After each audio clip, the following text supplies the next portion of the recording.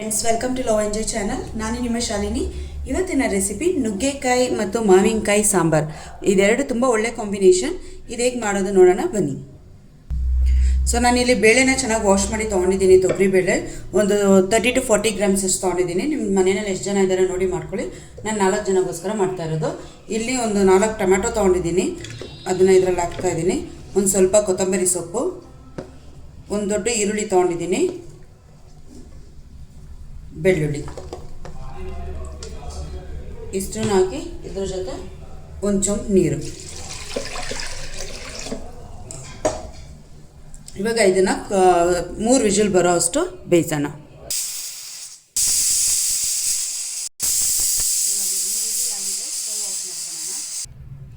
So friends, ಇವಾಗ ಬೇಳೆ ಬೆಂದಿದೆ. ಸೊ ಇದನ್ನು ನಾನು ಮಸಿಯೋದಕ್ಕೆ ಇದರಲ್ಲಿ ಹಾಕ್ಕೊಳ್ತಾ ಇದ್ದೀನಿ. ಇವಾಗ ನಾನು ಏನು ಮಾಡ್ತೀನಿ ಅಂದರೆ, ಈ ಬೇಳೆ ನೀರು ಏನು ಕುಡ್ತಿದ್ದೀನೋ ಬೇಳೆ ನೀರನ್ನ ಸಪ್ರೇಟಾಗಿ ತೊಗೊಳ್ತಾ ಇದ್ದೀನಿ.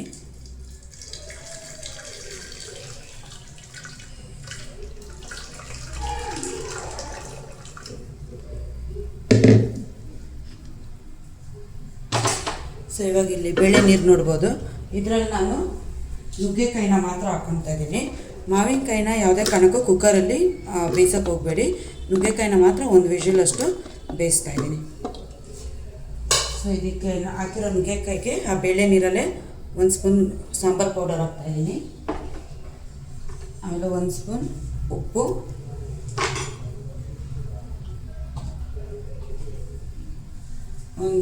ಒಂದು ಚಿಕ್ಕ ಸ್ಪೂನಷ್ಟು ಅರಿಶಿನ.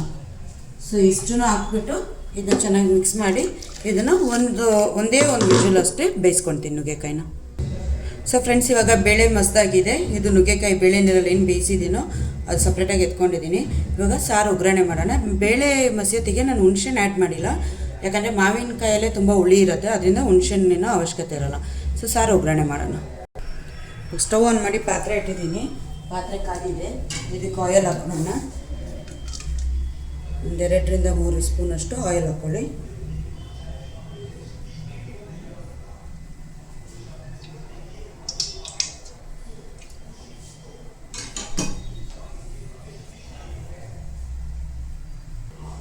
ಎಣ್ಣೆ ಕಾದಿದೆ.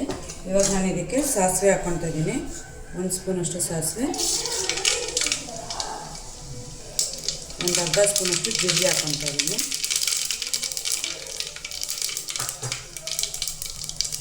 ಸಾಸಿವೆ ಚೆನ್ನಾಗಿ ಸಿಡಿದ ಮೇಲೆ ಒಗ್ಗರಣೆಗೆ ಒಂದು ಈರುಳ್ಳಿ ಹಾಕಿದ್ದೀನಿ. ಚಿಕ್ಕ ಈರುಳ್ಳಿ ಒಂದು ಹಾಕಿದ್ದೀನಿ.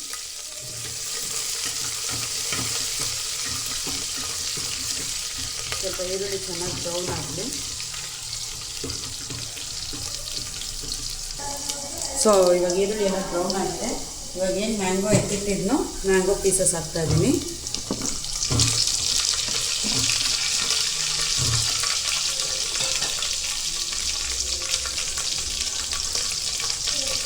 ಮ್ಯಾಂಗೋ ಪೀಸಸ್ ಹಾಕಿ ಚೆನ್ನಾಗಿ ಮಿಕ್ಸ್ ಮಾಡ್ಕೊಳ್ಳೋಣ ಆಯಿಲಲ್ಲಿ.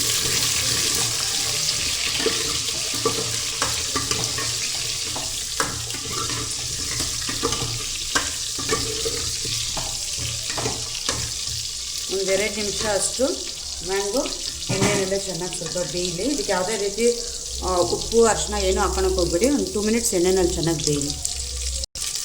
ಇವಾಗ 2 ನಿಮಿಷ ಆಗಿದೆ. ನಾನು ಏನಕ್ಕೆ ಉಪ್ಪು ಅರಿಶಿನ ಖಾರ ಪುಡಿ ಏನೂ ಹಾಕ್ಬೇಡಿ ಅಂತ ಹೇಳಿದ್ರೆ, ನಾನು ಆಲ್ರೆಡಿ ಬೇಳೆ ನೀರಲ್ಲಿ ನುಗ್ಗೆಕಾಯಿನ ಬೇಯಿಸಿಟ್ಟಿದ್ದೀನಿ. ಸೊ ಈ ನೀರನ್ನ ಮಾತ್ರ ಇದರಲ್ಲಿ ಆ್ಯಡ್ ಮಾಡ್ತಾಯಿದ್ದೀನಿ.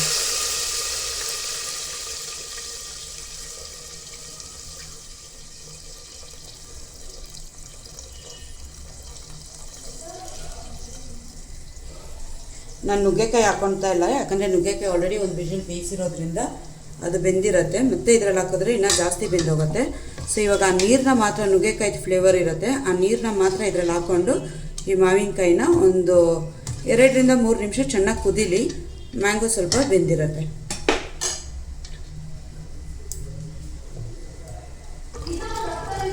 ಇವಾಗ ನೋಡ್ಬೋದು ನೀವು, ಮ್ಯಾಂಗೋ ಸ್ವಲ್ಪ ಬೆಂದಿದೆ. ಸೊ ಇವಾಗ ನಾನು ಇದಕ್ಕೆ ಬೇಳೆ ಏನು ಮಸ್ದಿಟ್ಟಿದ್ನೋ ಬೇಳೆನ ಆ್ಯಡ್ ಮಾಡ್ಕೊತಾ ಇದ್ದೀನಿ. ಇದರಲ್ಲೇ ಒಂದು ಸ್ವಲ್ಪ ನೀರು ಹಾಕ್ಕೊಂಡು ಮಿಕ್ಸ್ ಮಾಡಿ ಹಾಕ್ತಾಯಿದ್ದೀನಿ.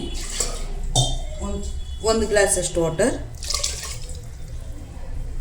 ಇದ್ರ ಜೊತೆ ಬೇಯಿಸಿಟ್ಟಿರೋ ನುಗ್ಗೆಕಾಯಿನೂ ಆ್ಯಡ್ ಮಾಡ್ತಾಯಿದ್ದೀನಿ.